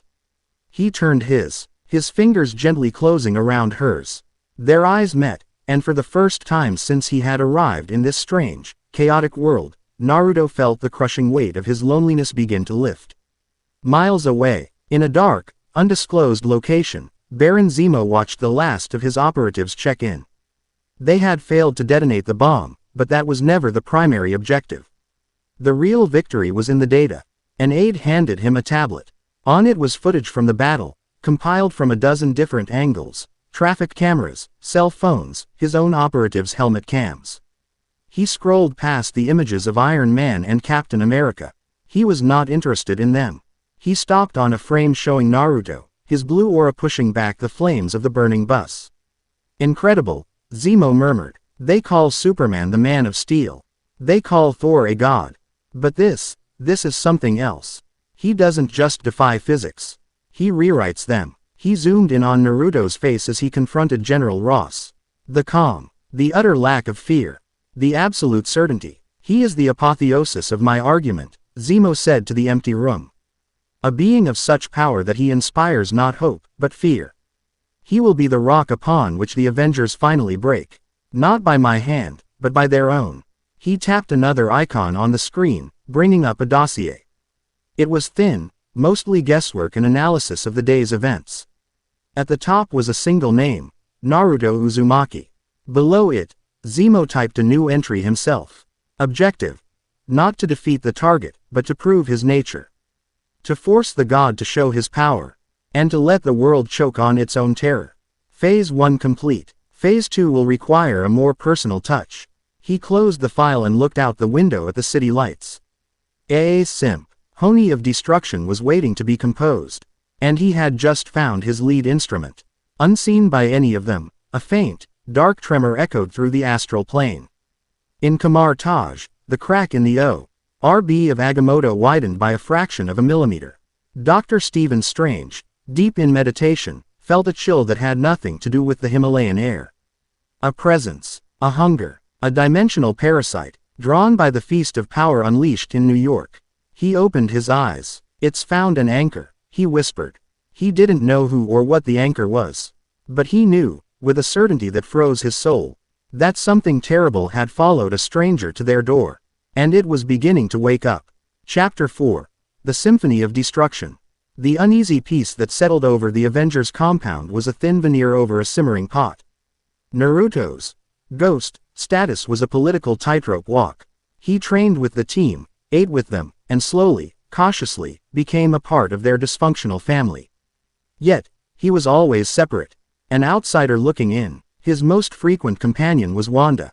They didn't always talk. Often, they would just sit in the library or on the balcony, a silent understudy. Passing between them, two beings of immense, misunderstood power finding solace in proximity. He was teaching her control not through drills, but through conversation, through sharing his own struggles with the Kyuubi. He taught her to see her power not as an external force, but as an extension of her own will, like a limb. This fragile calm was shattered 3 weeks after the incident on the FDR drive. It began with a whisper. Tony Stark, already paranoid after the ambush, had tripled the compound's cybersecurity. He built firewalls within firewalls, layered black ice protocols so thick that even he had trouble navigating them. He boasted that not even a sentient AI from another galaxy could breach his network. He was wrong. It wasn't a breach, it was an infiltration. Data wasn't stolen, it was copied. Silently and flawlessly. Encrypted schematics for the Avengers, Quinjets, detailed floor plans of the compound, and, most chillingly, the team's personal medical files and psychological profiles. The intruder was in and out without tripping a single alarm. They were a ghost in the machine. Stark only discovered it by accident, running a deep diagnostic that flagged a single anomalous data packet no larger than a kilobyte. It was the digital equivalent of finding a single, alien grain of sand on a pristine beach. By the time he traced its path, the thief was long gone. They didn't take anything, Tony said, his voice a low, furious hum. He, Steve, Natasha, and Naruto were gathered around the hollow table in the war room. They just looked. They have everything. Our schedules, our security protocols, our weaknesses. Not just ours, Natasha added, her face grim. She brought up a new file. The same signature hit 3 other targets last night. A secure server at Hammer Industries, a research lab at Roxxon, and an Asgardian artifact storage facility in Tønsberg, Norway. What did they take? Steve asked. From Hammer, schematics for experimental phase shifting technology. From Roxxon, a sample of a refined carbonadium alloy, unstable, but incredibly dense. And from the Asgardian facility, Natasha's expression darkened. They took the crimson gem of Sidorak. Thor, who had just entered the room, stopped dead. Sidorak's gem. That is a fool's errand. The relic is inert, its power long since faded. Maybe not so inert, Tony countered, pulling up another screen. It showed energy readings from the Roxxon lab. The carbonadium sample is now emitting low-level gamma radiation. It's been enhanced, somehow. And the energy signature matches readings we've gotten from the Hulk. A cold dread began to settle in the room. Phase-shifting tech. An unstoppable power source. A radiation-absorbing alloy. These weren't random thefts. They were ingredients. Someone is building a monster. Bruce Banner said quietly from the doorway, having overheard. He adjusted his glasses, but his eyes were haunted.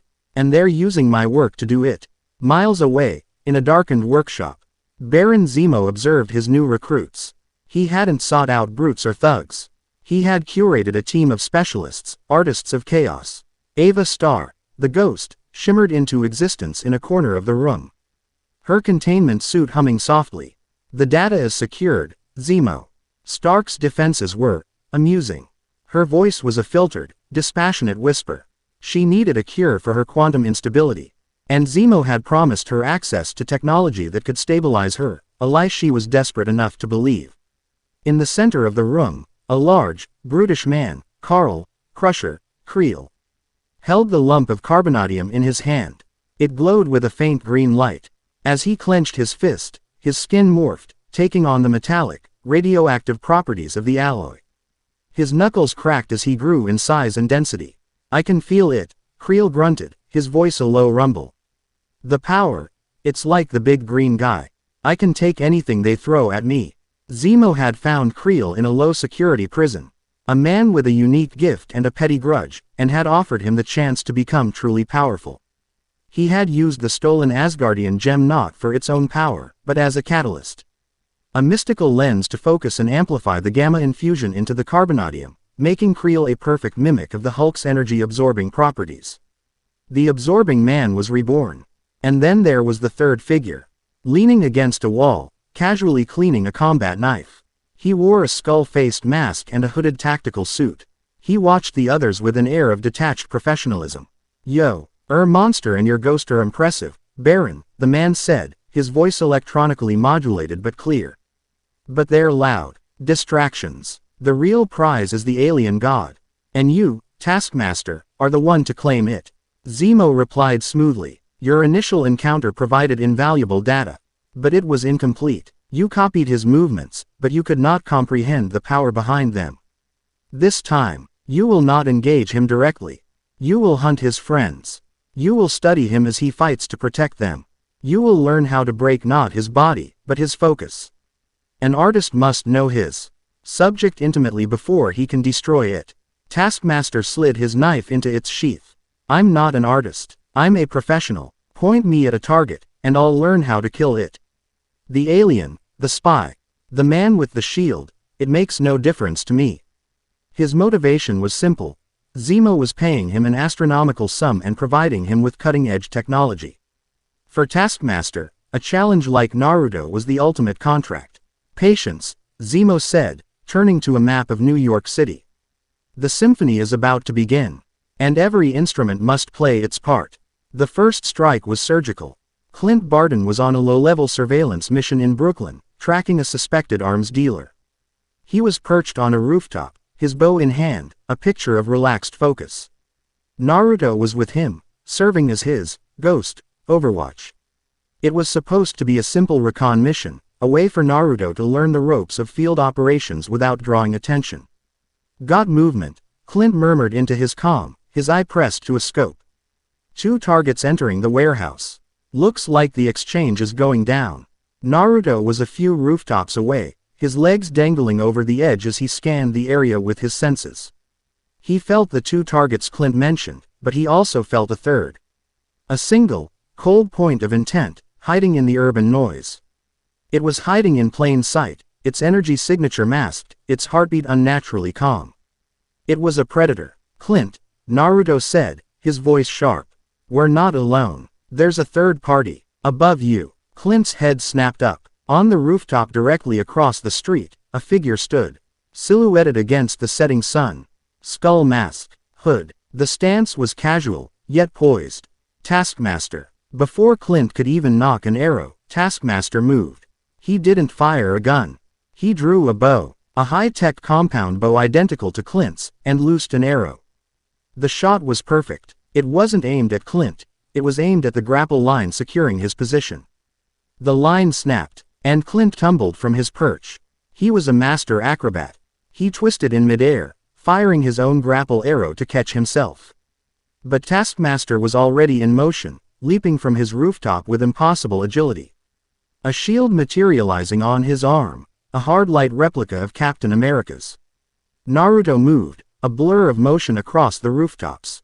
He was fast, but Taskmaster had planned his attack perfectly.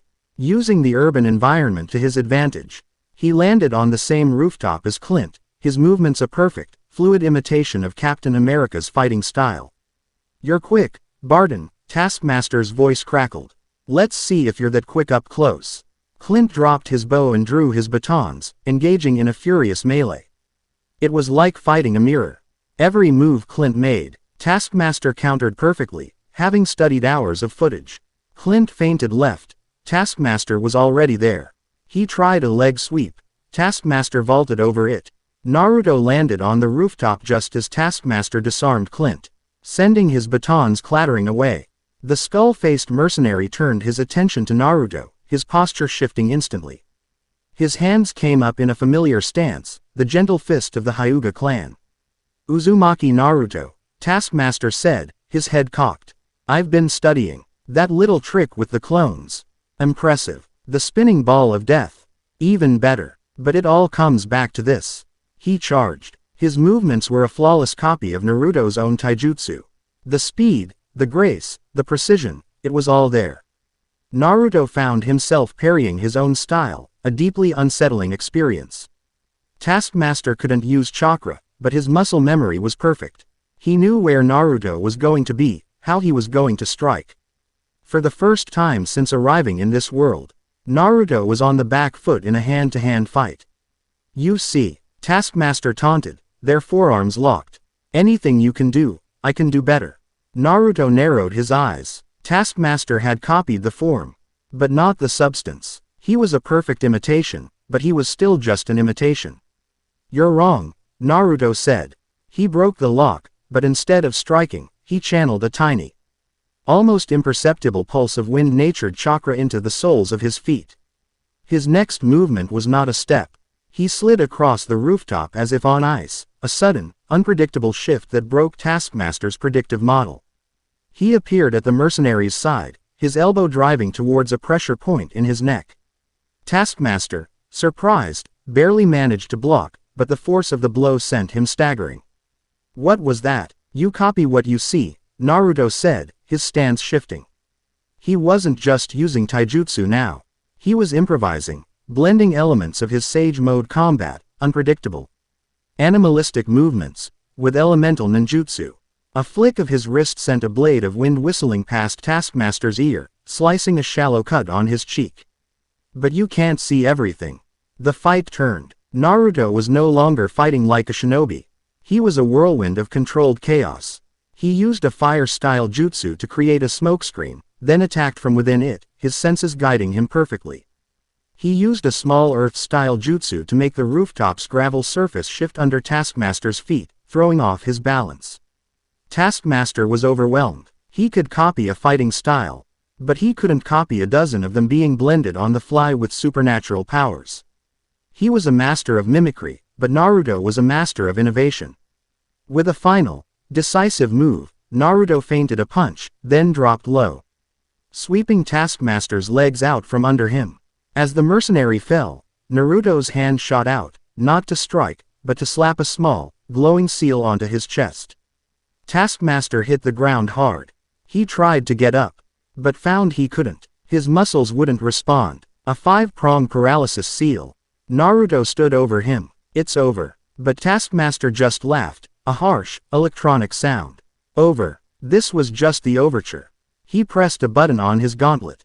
A high-frequency pulse erupted, shattering the paralysis seal, and a flashbang detonated from his belt, blinding Naruto and Clint for a precious second.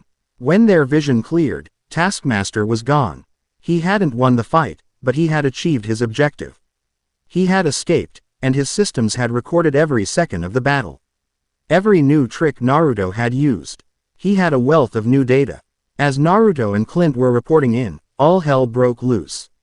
Zemo's plan unfolded like clockwork. Downtown, the absorbing man, now a 10-foot-tall behemoth of glowing green carbonadium, smashed his way through a bank vault. When police responded, he simply absorbed the energy from their bullets, growing larger and stronger. Thor, Hulk. Steve's voice was urgent over the comms. Creel is on a rampage downtown. We need heavy hitters, now. Thor and Hulk were deployed immediately, their battle against Creel shaking the foundations of the city. It was a brutal, drawn-out brawl. Creel, empowered by the gamma-infused alloy, could absorb not just physical impact, but the raw energy of Thor's lightning and Hulk's rage. Turning their own power against them. Simultaneously, an alarm blared through the compound. Intruder alert. Friday announced. Level 3 containment breach. The lab wing has been compromised. Ghost. Using the chaos of the downtown battle as a diversion, she had phased into the compound, her goal to plant a logic bomb in the central server that would cripple the entire network. She's heading for the server core. Tony yelled, already diverting power to internal defenses. Someone has to stop her. Steve looked at the remaining roster. He, Natasha, and a few others were needed to Monog. Civilian evacuation and support downtown. That left 2 people. Naruto, Wanda, you're up, Steve commanded. The server core is in the sub-basement. She's intangible. Conventional attacks won't work. Find a way to contain her. Naruto and Wanda met each other's eyes and nodded. They sprinted towards the elevator. The server core was a vast, cold room, humming with the power of 100 supercomputers. Rows of black monoliths were crisscrossed with glowing fiber optic cables. The air was still and silent. Friday, where is she? Wanda asked, her hands already glowing with red energy. She is everywhere and nowhere, Ms. Maximoff. Her quantum state is in flux. I can only track the ripples she leaves. Naruto closed his eyes, extending his senses. He couldn't feel Ghost like a normal person. She had no heat, no scent, no sound. But he could feel the disturbance she created in the world around her, the slight warping of space-time as she phased through solid matter. It was like trying to spot a fish by the ripples it left on the water's surface. There, he whispered, pointing to a section of servers.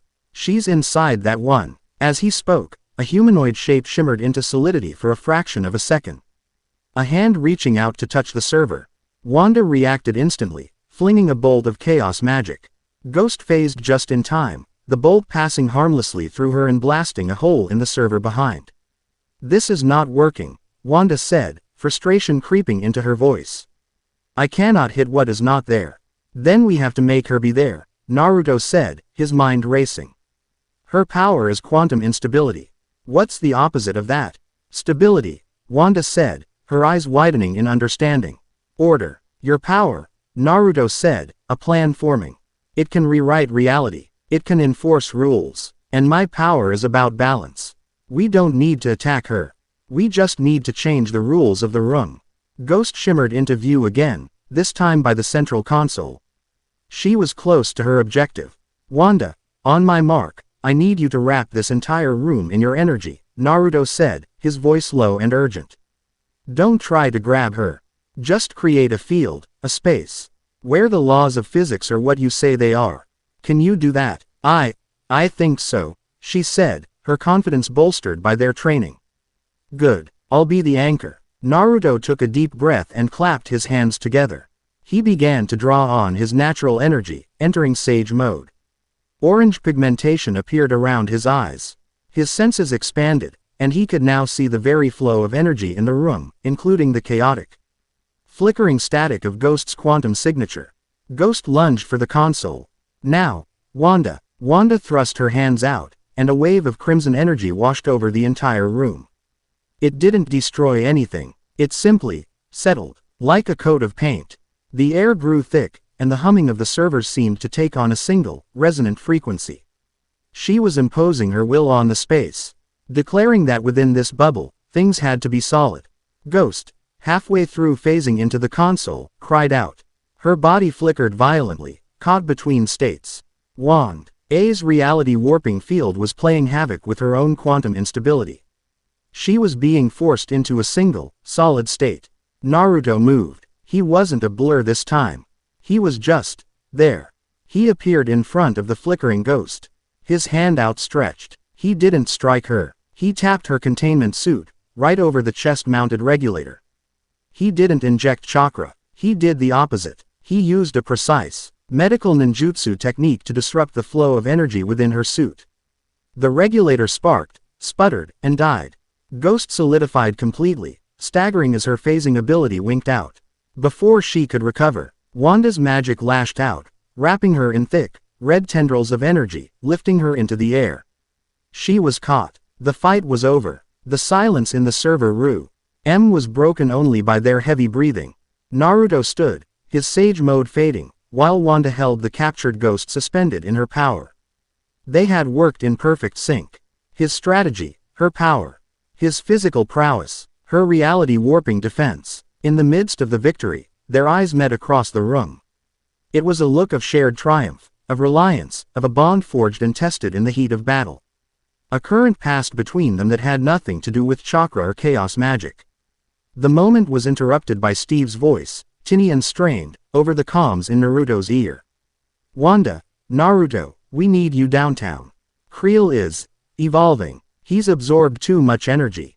Hulk is down, and Thor is on the defensive. The whole block is coming down." The brief flicker of triumph vanished, replaced by cold dread.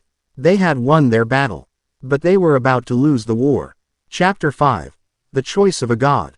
The ride downtown was a descent into hell. The sky over Midtown was a sickening shade of green and gray, choked with dust and the radioactive glow of Crusher Creel. The Quinjet banked hard, and the scene below revealed itself. It wasn't a battle, it was a demolition. The absorbing man was no longer a man. He was a 50-foot colossus, a walking mountain of glowing carbonadium and raw gamma energy. The streets around him were a cratered wasteland. He had absorbed the kinetic energy of Elk's punches and the lightning from Thor's hammer, converting it all into sheer mass and power. Hulk lay in a crater, dazed and slowly shrinking back towards Banner. Thor was a tiny figure in the sky, hurling bolts of lightning that now seemed to do nothing but make Creel stronger. "He's a self-sustaining feedback loop," Tony's voice crackled, his armor showing visible signs of damage as he strafed the giant. "The more we hit him, the bigger he gets. He's reaching critical mass. If he goes nuclear, he'll take half of Manhattan with him." Naruto stood at the open ramp of the Quinjet, the wind whipping his hair. His sage senses were screaming. The life force of the city was a panicked, flickering sea, and at its center was Creel, a vortex of unnatural, gluttonous power. Beside him, Wanda stared in horror, her hands clenched. "Steve, what are the orders?"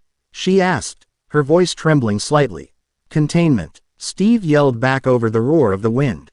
He was on the ground, coordinating the evacuation with Natasha and Clint. "We can't beat him with force. We need to cut off his energy source. But he's feeding on the city's power grid now, absorbing it right through his feet. We need to isolate him," Naruto said, his voice cutting through the comms chatter, calm and authoritative.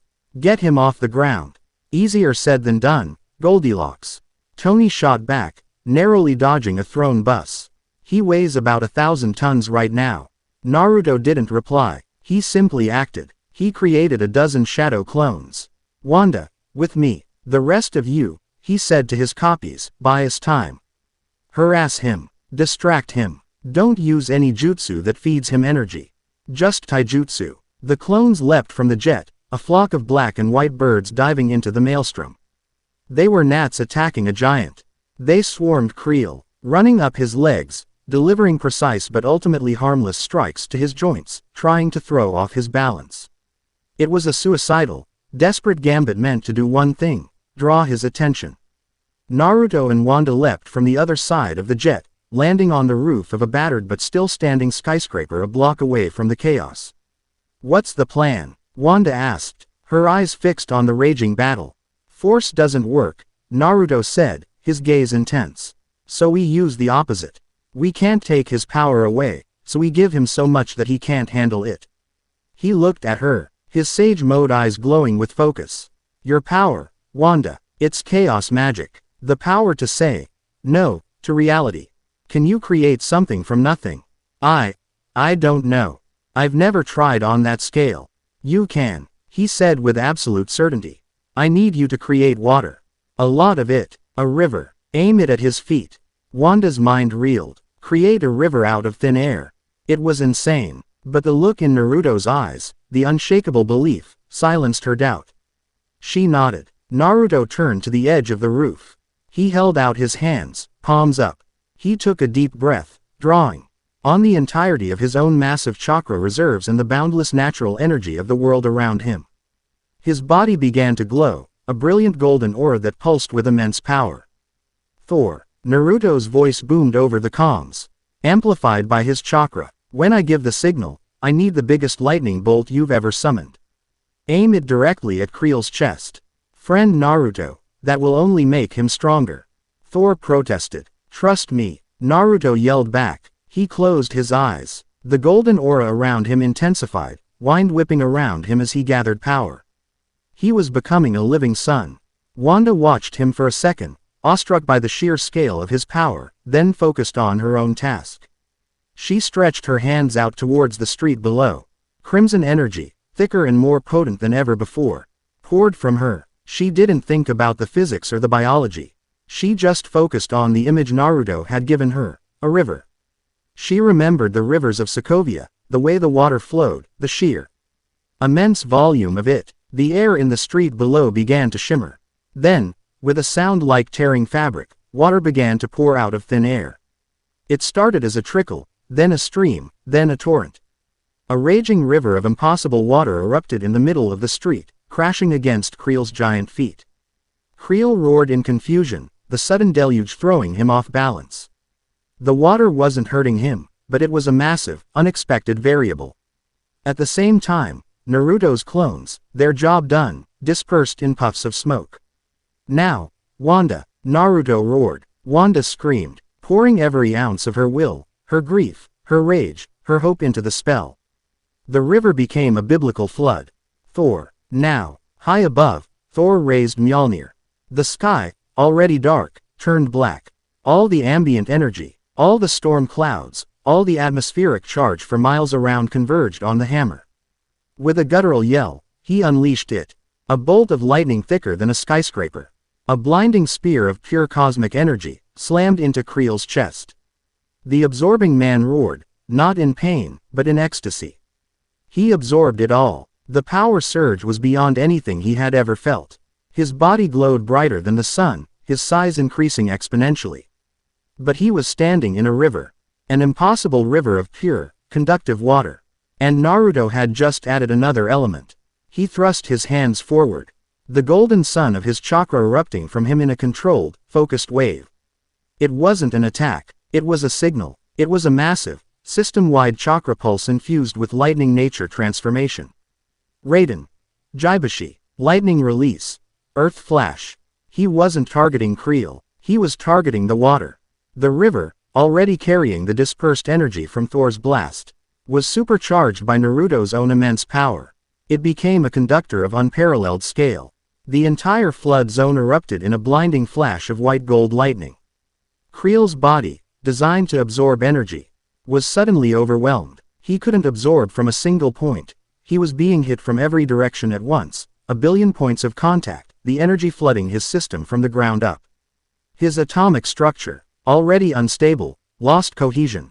He didn't explode. He dissolved. With a final, silent scream that echoed in their minds, the colossus of Crusher Kreel broke apart, dissolving into a cascade of inert, harmless dust that was washed away by the fading river. Silence. The impossible river vanished as Wanda collapsed to her knees, panting, her power utterly spent. The radioactive glow over the city faded. The dust of Crusher Kreel settled. They had won, but the victory felt hollow. The city was in ruins. And in his hidden base, Zemo watched it all, a predator's smile on his face. The Avengers had won, but at a terrible cost. They had shown the world that to defeat a monster, they had to unleash catastrophic power of their own. Public opinion, already fragile, would shatter. Before the dust had even settled, Zemo launched his endgame. It was brilliant in its ruthless simplicity. As the world's media focused on the devastation in Midtown, two new threats appeared on the global stage. An anonymous tip, delivered to every major news network and government agency, revealed the location of a dirty bomb planted at a major international peace summit in Vienna, where dozens of world leaders were gathered. Simultaneously, an encrypted message was sent directly to the Avengers' private server. It contained live video feed from a water treatment plant that supplied a densely populated city in South America. The video showed a canister of a deadly, fast-acting neurotoxin rigged to a timer, set to release in 30 minutes. The message was simple, a list of Zemo's political demands, which were impossible to meet in time. And then came the final, brutal twist. Another message, for the Avengers, eyes only. A video of Zemo, his face calm and impassive. "Avengers," he said, his voice smooth as silk. "You face a choice. A classic trolley problem, scaled for gods. You have two threats, and the resources to stop only one in time. If you disarm the bomb in Vienna, a remote trigger will release the chemical weapon. If you stop the chemical release, the bomb in Vienna will detonate. Save the world's leaders, or save 100,000 innocent civilians. I am very interested to see what the moral compass of Captain America decides. And I am even more interested to see what your new god does when faced with an impossible choice. Show the world who you are." The feed cut out. The war room was a tomb of horrified silence. "He's boxed us in," Tony swore, his hands clenched. "It's a no-win scenario. Either way, we lose. We have to split up," Clint said. "Try to tackle both." "There isn't time," Natasha countered, her face pale. "The flight time alone. By the time one team gets to South America, it'll be too late."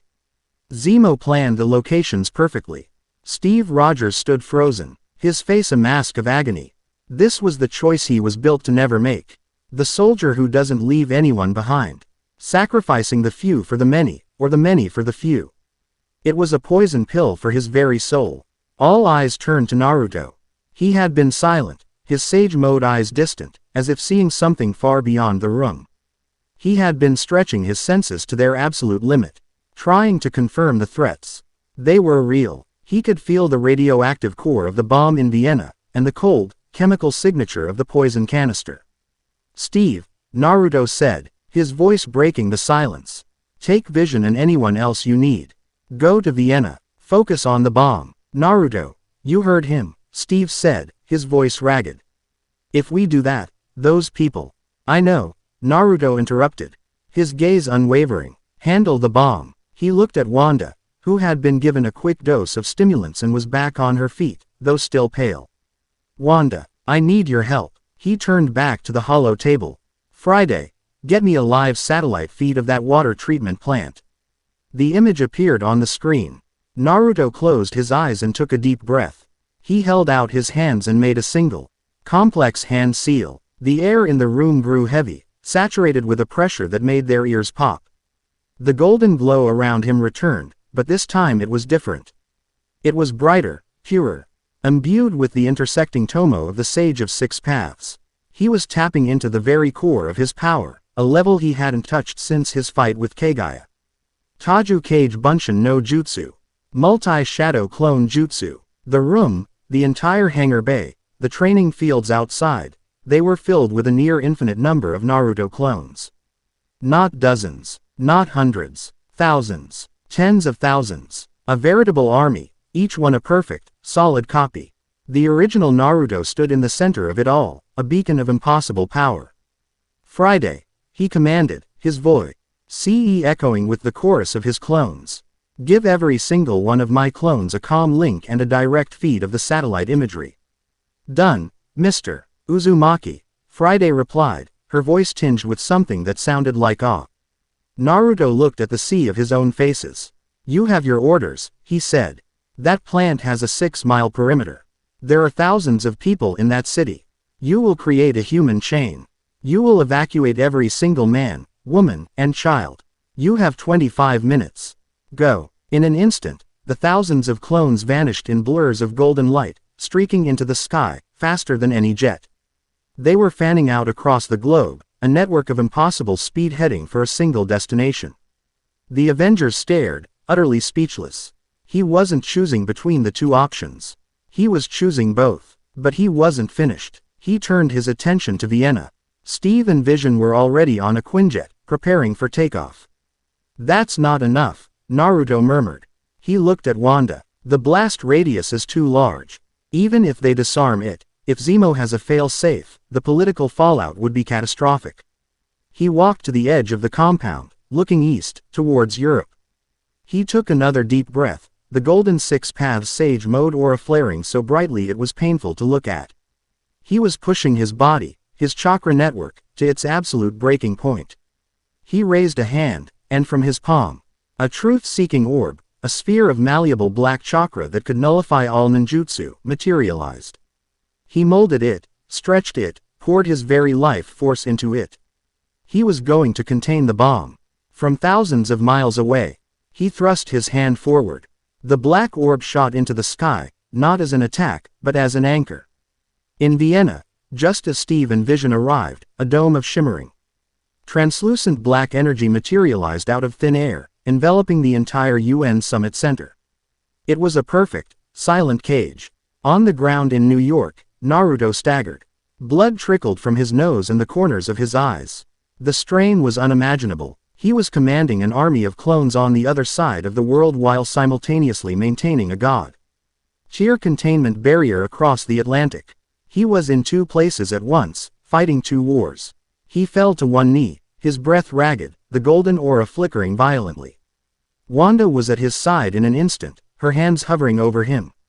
Not knowing what to do, she could feel his life force, his chakra, draining away at a terrifying rate. She saw the blood, the trembling in his limbs. She saw the immense, terrible cost of his power. This wasn't the effortless grace he'd shown before. This was a god bleeding to save a world that wasn't his. Naruto, she cried, her voice filled with panic. He looked up at her, a faint, pained smile on his lips. It's okay, he gasped. Just have to hold on. In Vienna, Steve and Vision found the bomb. And just as Zemo had planned, a video feed flickered to life. Go ahead, Captain, Zemo's voice taunted. Make your choice. Steve looked at the containment field surrounding them, a silent, black bubble of impossible power. He looked at the bomb. He didn't have to choose. Naruto had given him a third option. Vision, rip it out, Steve ordered. Vision phased his hand into the bomb, grabbed the core, and phased them both out of the building, flying high into the sky. A second later, Zemo's dead man switch activated. The bomb detonated, but inside the black sphere of Naruto's barrier, the explosion was silent. A brilliant flash of light and heat expanded, slammed against the inside of the dome, and then, nothing. The barrier absorbed and nullified the entire blast. When it faded a moment later, the UN building stood completely untouched. In South America, the last civilian was carried out of the evacuation zone by a Naruto clone just as the timer on the neurotoxin hit 0. The canister ruptured, releasing its deadly payload. But it dispersed into an empty, silent city. The world was saved, twice over. Back at the compound, the strain became too much. The golden aura around Naruto shattered. The connection to his clones, to the barrier, snapped. He let out a choked gasp and collapsed, unconscious, bleeding from his eyes, his chakra system on the verge of catastrophic failure. Wanda caught him, lowering him gently to the ground. She cradled his head in her lap, her own tears mixing with the blood on his face. She saw the true price of being a savior.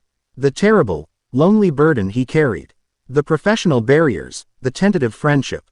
All of it melted away in that moment, replaced by a fierce, desperate wave of emotion.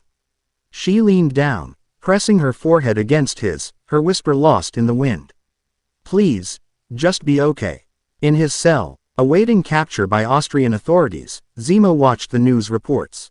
Vienna was safe. The other city, no reports of mass casualties. He had lost. His perfect, elegant trap had been smashed by a hammer of impossible brute force divinity. But as he stared at the footage of the black dome over Vienna, he smiled. It was a broken, bitter smile. I was wrong, he whispered to the empty room. I didn't want to prove he was a god. I wanted to prove that a god would have to make a choice. That he would have to be cruel. He shook his head, a single, manic laugh escaping his lips. But he didn't choose. He just did both. He had failed to break Naruto ideologically. But he had succeeded in one thing. He had forced the ghost out into the open. The whole world had now seen a glimpse of Naruto Uzumaki's true power. And Zemo knew, with absolute certainty, that the world would be utterly, irrevocably terrified. As Naruto lay unconscious, his mind adrift in a sea of pain, a voice echoed in the deepest recesses of his consciousness. It wasn't Zemo. It wasn't the Avengers. It was something ancient, cold, and impossibly vast. A whisper from the void that had latched onto him during his dimensional transit. The massive, global expenditure of his power had been a dinner bell. Beacon. I see you. I feel your light. Soon.